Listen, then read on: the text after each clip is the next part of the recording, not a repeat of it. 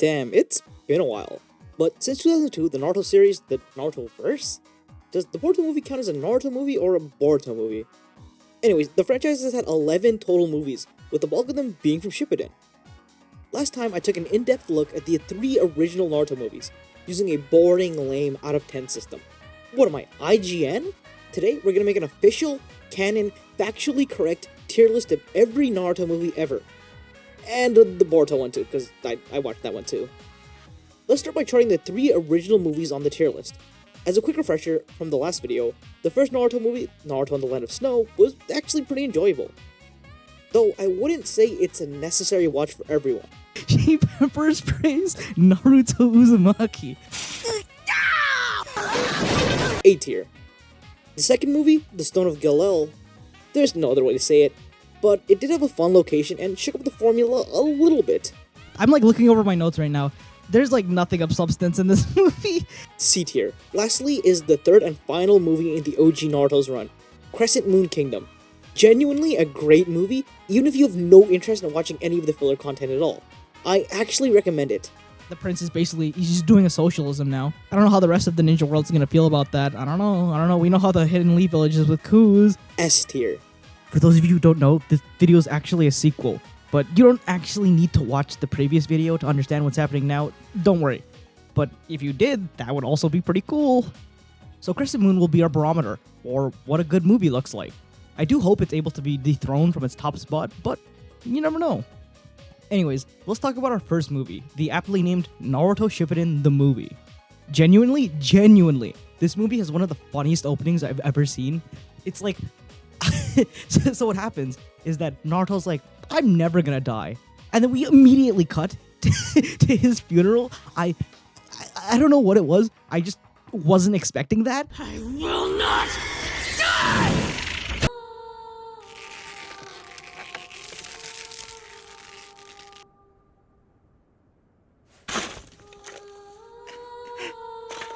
And just the cut just took me out. But the actual plot of this movie is kind of uninteresting, to be honest with you. Basically, this evil doctor wants to unseal some like legendary ninja who once almost took over the world. And it's up to Team 7 to stop them. And also there's like a priestess there who is gonna go and reseal it and blah blah blah. It does actually sound kind of interesting now that I say it, but the way it's executed isn't done very well.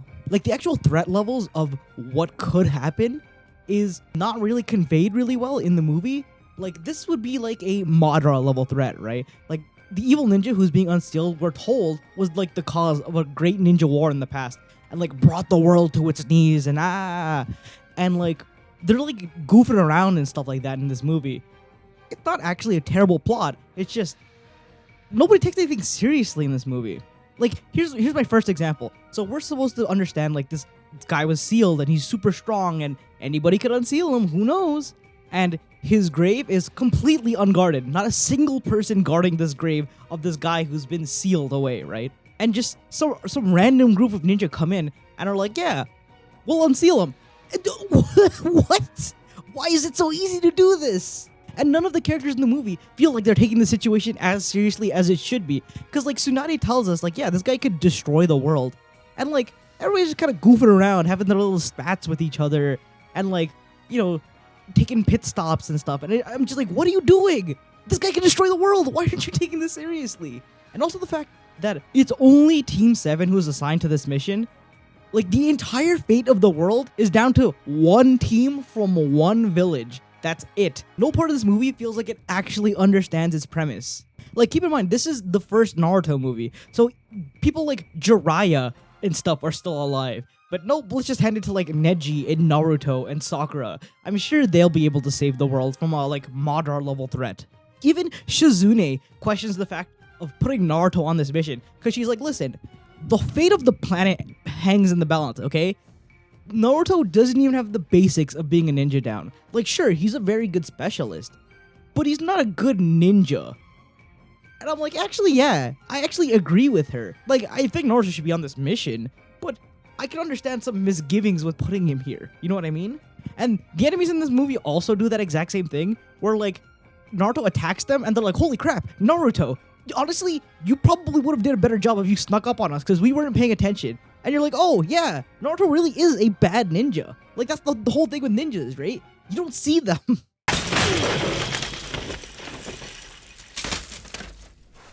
What the hell? Why didn't he sneak up on us? He just launched in like a maniac. Or maybe he's just an idiot. Either way you look at it, he definitely isn't normal. And so, anyways, we're introduced to the priestess, and she's sort of similar to the princess in the first Naruto movie, the Land of Snow one, where she's kind of like cold to all of her subjects, and she doesn't like anybody. She never gets close to anybody. But the priestess has more of a better reason to do that, which is anybody who gets close to her, she starts seeing visions of them, and then eventually she'll see their death. And so it's just better if nobody at all gets close to her. And also, she's the only person, apparently, who can seal away this evil guy for reasons. But what happens is this evil doctor, like, partially unseals the guy. By the way, his name is Morio. JoJo reference. And so the evil guy is able to, start plotting and fighting against the team and stuff like that because he's been a little bit unsealed. So he contracts a team out to stop Team 7 and the priestess from coming and, resealing him. And the team that he sends out, they suck. Like, I don't know how else to say it, but they suck. They have this, like, ability where they can basically have, like, curse marks. And it makes them very powerful, but, like a curse mark, it eventually runs out. And we very much see the fact that when their curse mark ends, they suck. And this is the only group of people that this legendary ninja sends after Team 7. And, like, his only natural counter. And you're just kind of left wondering, like, why? Does he not have anybody else but this team of people who are literally on a countdown timer to lose? It just doesn't make any sense. But anyways, despite everything about this movie feeling out of place, I still gotta admit, some of the jokes still got me. There's this one joke in the very beginning where the village is being attacked, and Naruto has to save a little girl, and he places her on top of a water tower because he's a ninja, and he doesn't think about the fact that she's a little girl, and he jumps away to continue doing his mission, and then she just starts crying because she's like, how am I supposed to get down here? So that joke actually got me. To this crisis. Be careful now, okay? See ya. This movie also has some pretty good fight choreography, but only for Naruto and a little bit of Sakura. Lee's also in this movie. The only reason I don't mention him is because he didn't really get a lot of screen time, even though he usually in the other movies when he's included has some of the best fight choreography. In this movie, the Naruto parts feel like a movie. Meanwhile, the Lee parts feel like a filler episode. Like, they don't really look animated that well. They're not animated very differently than a regular episode of Naruto would be, which is disappointing. And they sort of allude to the fact that Lee has a little chocolate ball that has liquor inside of it, kind of hinting that Lee will be going Drunken Fist, which is pretty cool.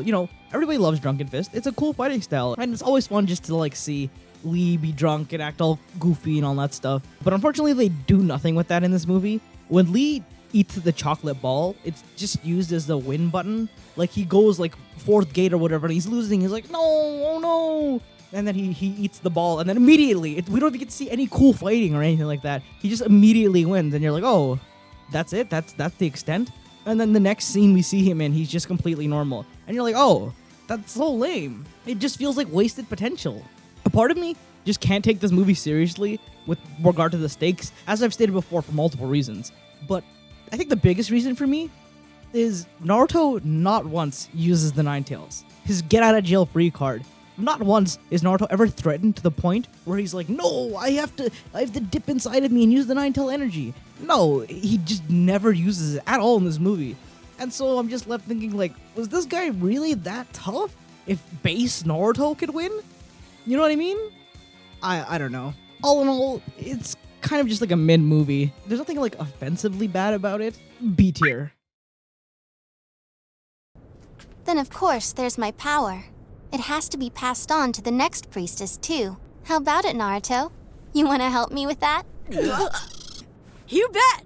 You know me, I'm always up for anything! The next movie we have is Bonds. This movie starts off by showing us Sasuke, which, for reasons I'll explain later, is probably the worst decision possible. The plot of this movie is about another evil doctor. I'm not sure if this was intentional or not, but yeah, it's just about another evil doctor. Can somebody check on these directors? Are they vaccinated? Anyways, but yeah, this evil doctor basically wants to find and take the Zero Tails and absorb it and take over the world, and that's basically it. Yeah, that's quite literally just the plot of the movie. And also Sasuke shows up in the last 5 minutes. I have a timestamp in my notes that just says, "This gotta be a war crime." I'll put it on screen right now. Let me know, is this a war crime? Once again, this movie kind of bends the logic of the world to fit Naruto into the plot. The evil doctor, we don't know who is evil yet, is kind of traveling around the world helping people. And so Tsunade sends a medical team out to assist him because, you know, a bunch of villagers are being attacked and stuff. And Naruto is also put on that team despite not being a medical ninja. I don't know. Sure, why not, I guess. I'll give this movie one thing. There's one scene where Shikamaru is being attacked by an enemy. The enemy thinks to attack him with the sun behind them so that Shikamaru is blind. Normally, that would be bad for any other enemy, but it's Shikamaru and his whole thing is shadows, so he's able to win, and I think that's pretty cool. Another note I have is that some of the images in the background of this movie kind of just look like low-quality JPEGs. Nothing to say about that other than it's unfortunate. Oh, and if you're wondering about the Zero Tails, basically being the Jinchuriki of the Zero Tails makes you absorb dark chakra, which is just chakra infused with negative emotions. And so by being evil, you just have infinity chakra. And that's what the bad guy's plan is. He just wants to be super evil and have infinity chakra. Go figure.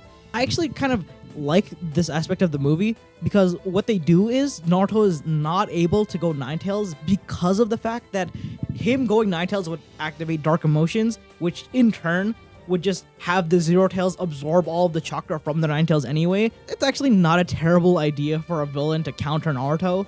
But, you know, just like every other movie where the enemies absorb Naruto's chakra, of course, he has way too much chakra for them and they just end up losing anyways. Also, one of the things the doctor says kind of just confused me. He says something about like the nature of man and what makes humanity unique and all of that. And the thing he says is that humans are the only animals that can cry. In the end, that's all you got.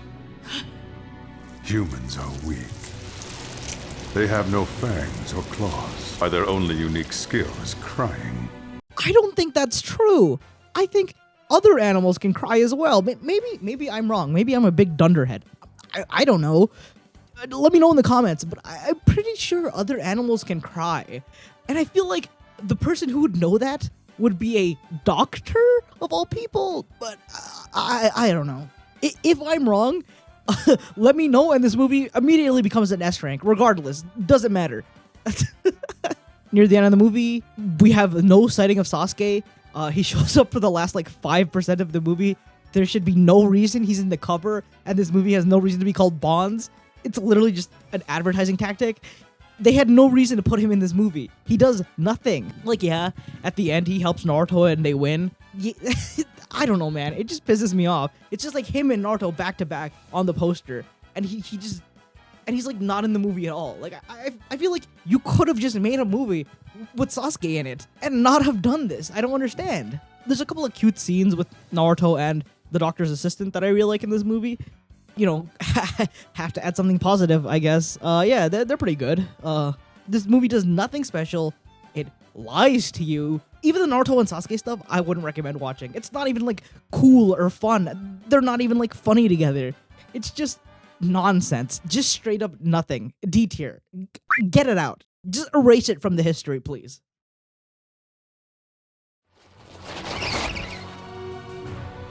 Okay, enough. I get it already. The next movie on our list is Will of Fire. This movie is a little bit different from all of the others, including the future ones in this list, because it heavily utilizes flashbacks, which in this case is a bad thing, because it overly relies on them to sort of give us an emotional impact, you know, like Asuma and the king and Naruto and his childhood and all of that stuff. But on its own, the movie doesn't really stand out that well. The actual plot itself, though, is actually kind of interesting. There's this guy who's going around and stealing a bunch of Kekkei Genkais, and the only one he's missing is the Sharingan. and so he's targeting Kakashi. So when I first saw this premise, I was like, that's actually really cool. The fact that he's stealing Kekkei Genkais means he probably has a really unique fighting style. And it'd be really interesting to see Kekkei Genkai from other villages and stuff like that. No. No. His abilities suck. These quite literally could just have been regular jutsus. You could have just told me that this is a regular guy with strong jutsus, and I would have believed you. Like, he does nothing special where you're like, oh, that has to be a bloodline ability. Like, no, he doesn't do anything cool. Oh, and also he wants to use all of the Kekkei Genkai to take over the world or something. Also, I had this thought while watching the movie. Like, he needs the Sharingan to complete his plan or whatever, and so he's targeting Kakashi, which makes it the Leaf Village's problem. But I was like, wait a minute. There are other people on the planet who exist that have Sharingan that he could target. We do learn later that the reason he targets Kakashi is because he has personal beef with him. But I just have to think in my head, like, just like the thought must have crossed his mind for a second to attack Itachi, and he was just like, nah. Because of this, Kakashi has a plan to sacrifice himself and take the guy down as he's, absorbing Kakashi or whatever. He'll activate his Mangekyo and kill both of them. And Tsunade is against this plan. And, I agree with the fact that she should be against this plan. There's no need for Kakashi to sacrifice himself. But I disagree with the reasoning that she gives. So, the reason she gives is that history would not look down kindly on Hokage that sacrificed her ninjas. Now, I don't know about you, but I'm just thinking about the last guy who was in office before Tsunade. Not Minato, of course. The third Hokage. The guy who oversaw an ethnic cleansing of an entire racial group in his village. That guy? Or the guys before him, not Minato. I always have to clarify. I think Minato was just like a normal guy. The guys before him who were just racists. They were just actually racists. So, no Tsunade. I don't think history would look down upon a Hokage who sacrificed her own villagers. Yeah, no, they love doing that. They love doing that. I have a timestamp in my notes that just says Naruto does a Shidori for like half a second and nobody remarks on it at all. Yeah, pretty cool. So the Kekkei Genkais that the enemy absorbed, they're like gale style, okay? Lots of wind. He can also absorb and repel jutsus like the dudes in Boruto. You know what I mean? And then he has a fast mode. Yeah, they suck. During the movie, I actually genuinely got so bored that I pulled out my phone and just started browsing Twitter. Yeah, no, this is the only movie I did that for, by the way. It just genuinely is super boring. And I would not recommend it at all. And finally, the last joke of the movie is that everybody thinks Kakashi is gay for Naruto, and then Guy Sensei tells them that it's just part of youth. Is Guy gay for Kakashi? Gaika? What would there definitely is a ship name for this that I just don't know. But gay confirmed? Lame movie, hard skip, C tier. You're a lot like him. What's that? Huh? What? I knew the two of you have always been close, but still. No, that isn't what I meant. Sensei told me. That is simply another part of youth. I always suspected something like that was going on. What? Huh? The next movie is Lost Tower. Dude, genuinely, this movie is so bad.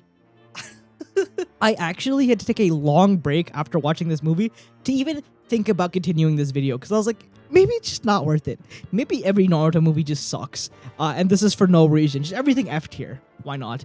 And to get you guys in on why this movie sucks so bad, I'm going to start this review at the end of the movie. So you may have noticed that on the cover is Minato. Yes, this is another movie that on the cover has a very famous character that you're like, oh man, I hope they do a bunch of cool stuff. They don't. So yeah, we start at the end of the movie. The end of the movie is Minato erases everybody's memories, and then it ends. I want you to understand, the fact that Minato erases everybody's memories means that anything is possible in this movie. Anything can happen. And what do they do with this premise? Nothing. They don't do anything with this premise. Nothing happens in this movie. There are no consequences. And what do we do with that? Nothing. Even the most basic idea you have. Like, whoa, wouldn't it be cool to see how Naruto interacts with his father? Isn't explored at all. They don't interact. Minato refuses to speak about the future or even acknowledge the fact that Naruto is kind of implying that he's his father. Like, nothing happens in this movie. The actual plot of this movie is kind of mid. Basically, there's like a seal that Minato put, but because it's a Minato seal, it's a time and space stuff, and blah blah blah. Naruto gets sent to the past, and in the past, there's this princess whose entire country has been replaced by puppets, but she doesn't know about it because she's a princess who lives on a tall tower. So how would she know about it? She's too busy princessing or whatever. And it's about her and Naruto trying to save the people who live in her city that have been replaced by puppets. And also Minato's there. It's actually his job to protect the princess, but he never does that. In fact, she gets really close to dying a bunch of times, and Naruto has to save her every single time. And then Minato shows up right after that, and he's like, oh man, that was crazy, wasn't it? Dog, isn't this your job? Anyways, one of the things I do actually like about this movie is the actual design of the city. Like, it's beautiful. There are a lot of cool fights that happen and choreography and stuff with that. But I want you to look at the city, right? It's massive, it's beautiful, and it's got like a really cool design. And then we watch as Naruto saves all the people in the city who are like secretly underground doing slave labor or something. It's like, it's like in One Piece how the slaves are under Mary Joie and are like pushing the walkways. It's like that. So he saves all of the city dwellers. There's like 30 of them. We see all of them. There's like 30 of them. The city is massive. Why are there like 30 people here? They don't even give an explanation for this. Like, if you said that, like, oh, the evil bad guy actually killed all of the other villagers, I would accept that. They don't ever remark on that, but there just is like 30 villagers, and nobody says a thing about that. And I'm just super confused. This movie is genuinely nothing other than trying to cash in on the idea of Minato being in a movie and then focusing on a story that unfortunately sucks. Like, yeah, this movie could have taken a bunch of risks, but it doesn't. And I don't know why. Like, imagine a movie where Naruto bonds with his father during the prime of their ninjahood. Like, that's actually a really cool idea. But he doesn't. Like, actually erase this movie from existence. F tier. You're an awesome queen, so even if we're not here, I know you're gonna do just fine. Naruto, I'll never forget you. But we don't want to change history. It would be best if we erase all memory of this. The next movie we have is Blood Prison. I'm so glad this movie exists. They should have just started with this movie in the first place. Like, erase the memory of every other movie we've seen in the Shippuden lineup. This is the first movie that should have existed. We are so back. The plot of this movie, Naruto is framed for the attempted assassination of a Kage and is thrown into the most maximum security prison on the planet, which is the aptly named Blood Prison. We later learn that this was all a plot by Tsunade to sort of figure out the weird things that are going on in the Blood Prison. This is a prison that's jointly run by all of the nations because it houses the worst criminals. Like, ideally, if they had caught the Akatsuki or whatever, this is where they would put them. So it's actually a pretty cool idea. But they don't tell Naruto about this because they want him to naturally figure out what's going on. And also, it's more fun for the movie if you don't know that this is a trick until the very end. But the actual meat of the movie is the mystery of what's going on in the prison and Naruto being hunted for his nine tails by the warden. This movie actually does something really cool that I genuinely love. So in the movie Land of Snow, we see Naruto get sealed with the little chakra stopper or whatever. And obviously, if you're going to prison, they have to steal your chakra. But the way it works in Blood Prison, the seal that they place on you stops you from being able to generate any chakra whatsoever. So any chakra that you come into the prison with is the last amount of your chakra. And the way that Naruto gets around this is by going Sage Mode. He absorbs the natural chakra around him instead of generating his own. And I actually think that's a really smart idea. And for the duration of this movie, Naruto is actually really smart and very competent, and you just love to see it. One of the main plot points is that they're trying to kidnap him and murder him to get the Nine Tails, because of course they are. And Naruto, because nobody knows that he can go Sage Mode, uses shadow clones and sneaks around and does ninja stuff and gathers intel, and it's just like, you're like, oh my god, Naruto, what the heck? Where was this guy all the whole time? Where was he for the last 4 or 5 movies? I don't remember, I've lost count. Constantly throughout this movie, Naruto is plotting, scheming, foiling plans, figuring out things, eavesdropping, pretending to be dumb, starting fake fights. It's just, he's so smart and I love it. This movie's just like, good. It's actually good for once. Even the little twists of the movie actually get me. The villain is fun. The movie is beautiful. The plot progresses in a natural and smooth way. And it makes sense, and Naruto uses every tool in his arsenal. Genuinely great movie. I don't want to keep talking about it for too long, because I actually would recommend you see this one. Like, it's actually good. Like, actually, S tier. S tier. This movie restored my faith in the rest of this video. I am so glad I continued. The only downside to this movie, I guess, would be that the final boss looks like a weird Kingdom Hearts villain, I guess. I'm gonna keep it behind the Crescent Moon movie, personally, because, I don't know, I just like Crescent Moon a lot. I like the fact that in Crescent Moon, the final villain isn't actually super strong at all. The villain is more of an internal battle that the prince and his son struggle with and eventually overcome, and it's like a whole character arc thing, and it's just great. It's just great. S tier movie. Highly recommend it. Sorry I had to do it to you, buddy. The next movie is Road to Ninja. You know this movie. You know this movie. You know, the one where Hinata aggressively pursues Naruto. You know this movie. Or maybe you know it better for a picture of Hinata in an Eastern dress. But regardless, you know this movie.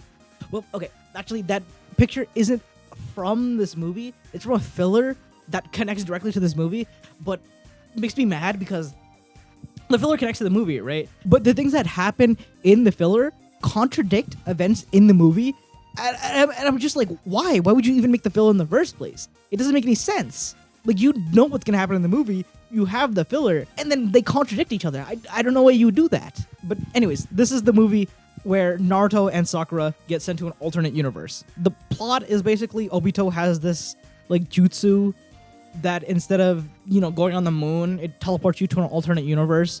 And by doing this, he traps Naruto in the alternate universe, and he's like, oh, because he's trapped there, no one can come and help him. I'll just kill him in the alternate universe and take the Nine-Tailed Fox and make it easy for myself.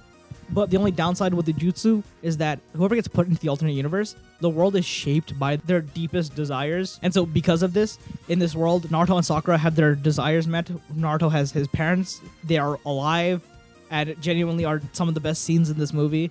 Like, I would genuinely just recommend watching a YouTube video where Naruto interacts with his parents. Like, it genuinely almost brought a tear to my eye how cute these scenes are. That's Naruto's desires, right? I'm kind of confused about Sakura's desires.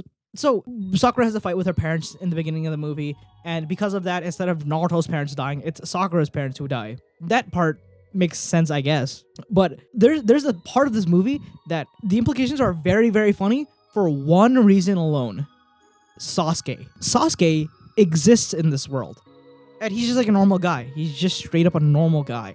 But I don't know if this is a result of Sakura's wish or not. And you might be saying, well, why wouldn't she want Sasuke to be a normal guy, right? And the answer is, in this alternate universe, Sasuke exists, and all of the other Uchihas exist, blah, blah, blah. Itachi's there, he's just a regular guy.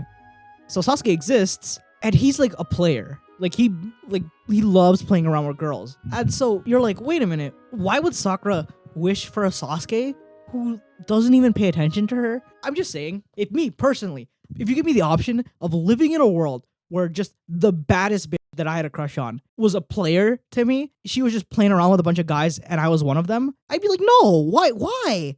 Just keep me in the regular world. Like, is that what Sakura wants? Just somebody who plays around with a bunch of girls? And you must be saying, like, Darnell, no. If it was me, personally, I would take that deal, you know? I could be in a world with my favorite streamer. Even just a speck of attention, I would take it. No. Value yourself. Like, fellas. You deserve a person who values you and your time. Like, no. But it just makes me wonder, like, what does that mean then? Does that mean that that's part of Sakura's original wish, that her parents aren't there? Does that mean if Sakura's father was actually the fourth Hokage, then the Uchiha massacre wouldn't have happened? Or the idea that I like is that Minato is there in the world. You know, he doesn't die, so he's able to mitigate the situation with the Uchihas. But it just raises so many questions that you're like, what's happening? Anyways, all of the scenes with Naruto and his parents, or the Akatsuki, or if you're down bad, Hinata, all the scenes outside of that, kind of suck. I would genuinely just recommend watching the scenes with Naruto and his parents on YouTube.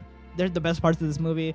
They're genuinely endearing, and they actually feel like they're written with a person with emotions, and who understand Naruto's character. And they're just nice. It's just nice to see Naruto get a win, you know what I mean? But every other alternate universe character, besides Hinata, they're written in like one of three ways. Either they're incompetent, they have somebody else's personality, or they're horny now. Like, those are the only character traits that the alternate universe characters get. Like, Lee and Neji are just horny now, and Hinata is obviously horny for Naruto. Or Kiba likes cats now. Shino hates insects. But the thing is, they're still part of their bloodlines, which means they just suck now. They're just bad at their jobs. Kiba can't work with Akamaru, and Shino just fights without insects. So he just sucks now. Sai sucks at painting, so he's not even a ninja. He's just a guy. He's just a guy who lives. And as we all know, Hinata is violently after Naruto. And you're like, oh my god, me, that's so me. No, it's not you. It was never you. Anyways, yeah, the rest of the movie. Obito takes control of the Naruto in this world for the reasons. We have a cool Kurama fight. That was pretty cool. There's a really funny scene where Obito is about to attack Naruto, and then Itachi arrives, and he's like, oh, wait a minute, whoa, hey, and he just disappears away. And I'm just like, oh, that's actually really funny. Itachi Uchiha. From your appearance, I wouldn't expect physical attacks to be of use against you. However, I have other methods. The man who can burn even fire itself. You are a nuisance, as usual. Like, even in this world, bro does not want to handle Itachi. And at the very end of the movie, Naruto loses all of his memories and then immediately gets it all back after seeing Rasengan. It's just like a thing that happens at the very end of the movie, and I just think that's really funny as well. But I only recommend this movie as a novelty. Like, if you're interested in the concept, like really interested in the concept of seeing an alternate universe Naruto, and don't really care about the other characters, sure, it's a fine watch, I guess. There's some fun fights. There's some fun little moments. But outside of that, it's not really worth it. But if you're interested in the gimmick, it's a pass. Low B tier. My whole life, I've never known anything like this. Thank you. For all of it. For making me dinner. For worrying about me. For getting mad at me. For being alive and well. Thank you. So much. The next movie we have is Naruto The Last. Man, it's movies like these that really make doing these videos fun. I'm not sure how much of this opening scene I can show because of copyright, obviously. It's just such a beautifully done scene that just summarizes the entirety of Naruto. Like, if you're a fan of Naruto at all, I would just recommend watching the first, minute with the recap. It's just great. The actual plot of this movie is kind of unimportant because the movie's main theme is just about the relationship between Naruto and Hinata. It's more of a relationship movie, I guess. At least that's what I like about it. It's kind of like a regular shonen romance. As a man who has now experienced yaoi and shoujo romances, I can definitely say that this is a shonen romance. By the way, check out that video if you're interested. I liked doing it. And by the way, I'm making a sequel to that video right now that is quite literally the best romance I've ever seen depicted. In case you're interested in that, get subscribed. But anyways, this movie is just a fun little romance story about Naruto and Hinata. The only complaint about this movie that I have is that they kind of make Hinata seem incompetent. Like, she gets captured very often and just doesn't do anything. She'll, fall off a building and then Naruto has to come save her. And I'm like, wait a minute, isn't she a ninja? Like, isn't running up walls 101 one of the first things you learn? But whatever. If you can look aside that, then it's actually a really good movie. There's a really fun thing that this movie does with memories of Naruto and Hinata that I just, genuinely enjoy. And I won't spoil it because, once again, this is a movie I actually recommend watching. If there's a theme to this video, the shortest parts are about movies that I actually enjoy and would recommend you watch because they're just actually good. Just S tier, straight up. A large chunk of this movie dedicated to romance is actually really nice. The plot and stuff are kind of weak, but whatever. This movie isn't about this random guy who's in love with Hinata or whatever. It's about Naruto and Hinata and their relationship and understanding each other and their feelings and everything that comes along with that. It's just really nice. Either that or I'm just a romance guy. I don't know. The only bad thing I can say about this movie, besides Hinata being incompetent, is a lot of characters call Hinata the Byakugan princess. And I don't know, man. It just doesn't feel right. It feels like they're saying a slur to me. You know what I mean? I'm probably just overreacting, but I don't know. It just doesn't sound right the way they say it. Byakugan Princess. Bad news! What is it? Ninetales is on the moon. What? And finally, our last movie, Boruto. Does this count as a Naruto movie, or is it a Boruto movie? Because like, think about it. Boruto, the anime, is longer than the original Naruto is. So if this is a Boruto movie, the original Naruto series had 3 movies. That would mean Boruto has 1. Or if you consider this a Naruto movie, then that means Boruto has 0 movies. Either way, whatever you consider it, I'm not making an entirely separate video just for one Boruto movie, okay? It's going on the list. So you probably already know the plot of this movie. You probably watched it at some point. Basically, Boruto is going through the Chunin exams and he cheats with some like jutsu propeller thing. They call it a ninja tool, which I think is the stupidest name for anything. Boruto ends up realizing that cheating is bad, effort good. Naruto is a bad father. He realizes being a bad father bad, and being a good father is good. An Otsutsuki guy shows up halfway through the movie, and they do a battle with him. The final battle takes place in just like a barren wasteland, which is kind of lame, but it makes sense because you don't want to fight this guy in a crowded area because he'll just kill everybody. And regardless of the fact that they made Naruto basically an absentee father, it does work for this movie. Like the scene where a clone of Naruto is singing his daughter happy birthday and like holding her cake, and then the clone disappears and the cake splatters on the floor. That scene just, it hurts. Like it actually hurts to watch, even now.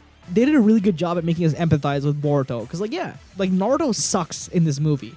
And then we also empathize with Naruto because we see that Boruto is growing up a lot differently than Naruto is. Naruto tells Sasuke about the fact that, you know, Boruto's clothes don't have any dirt on them. You know, meaning that he's growing up with money and with the friends and is popular and all of that stuff. You know, things Naruto never had. So it's understandable why Naruto would have the idea that because Boruto is better off than he was, he surely is having a good childhood. His clothing always looks brand new. I guess you and I are just behind the times, huh? Obviously he isn't, because his father isn't there, but, you know, it's understandable why Naruto would think that. There's some funny little things in this movie that they don't really talk about very much, but I just have to mention. Like, the fact that Boruto is playing a video game, right? And the video games we see him play are lower quality and, like, worse than the games that we see Naruto play in the third Naruto movie. Like, technology has advanced backwards with regards to video games in this universe. A cute moment that I really like when Gaara creates a sand shield around everybody and it's actually his mother protecting them. I mean, I know it's always like that, but it's always cute just to see it. And a problem I had with this movie was the fact that they bring Boruto in for the final battle against the Otsutsuki guy. And I'm like, why? He doesn't need to be there. Like, he does end up winning the battle for all of them. But, like, the idea that the 5 Kages have brought in this Genin, this child who's not even a Chunin, into this battle for no reason is just kind of crazy to me. But who am I to question the leaders of this world, I guess? This movie ends on the note of Naruto trying to become a better father for his son and, you know, trying to take more interest into his life and understanding him, and Boruto, you know, empathizing with his father as well. And I think it's just a really nice note to end the movie on. The Boruto anime does in fact go over all of these events in more detail. I don't know if I'd recommend it because I haven't watched Boruto. I'll be honest, I haven't watched it. Somebody who's watched Boruto, is this better than the anime? Let me know. Oh, another cool thing, seeing Kurama in Susanoo armor, really cool. It's an ultimate in Ninja Storm games. Sick. We love that. But all in all, this movie is solid. Great visuals. Don't like that the final battle takes place in a bunch of nowhere nothingness, but I can understand why, kind of. I give this movie an A rank. Here it is, the definitive Naruto movie list. To be quite honest, I don't recommend watching anything below A tier. S tier is a must-watch for Naruto fans. A tier is a nice little treat. Anything below that is just a bad filler episode, and I'm not even joking. Some of these movies even had filler episode-esque animation, and it really threw me off. Ultimately, this video exists for the purpose of seeing if these movies can even come close to the feeling of being a little kid and watching Naruto again. The feeling of seeing Itachi Uchiha show up at Naruto's door and being terrified of the Chunin exams, or of Haku and Zabuza, or that feeling of seeing Naruto alone at the swings. So do I get that feeling from these movies? Yeah, I'd say so. These movies evoke some of the best feelings that you can have for Naruto, and you can tell they were made by fans who care about Naruto and cherish the franchise. Anime movies are art, and I believe that they should be treated as such, and then accordingly ranked and made into a YouTube video, of course. I'm glad that these A rank and higher movies exist, and genuinely recommend them to any fans of Naruto. Anyways, that's all for this video. Thank you so much for watching. See you next time. Bye-bye!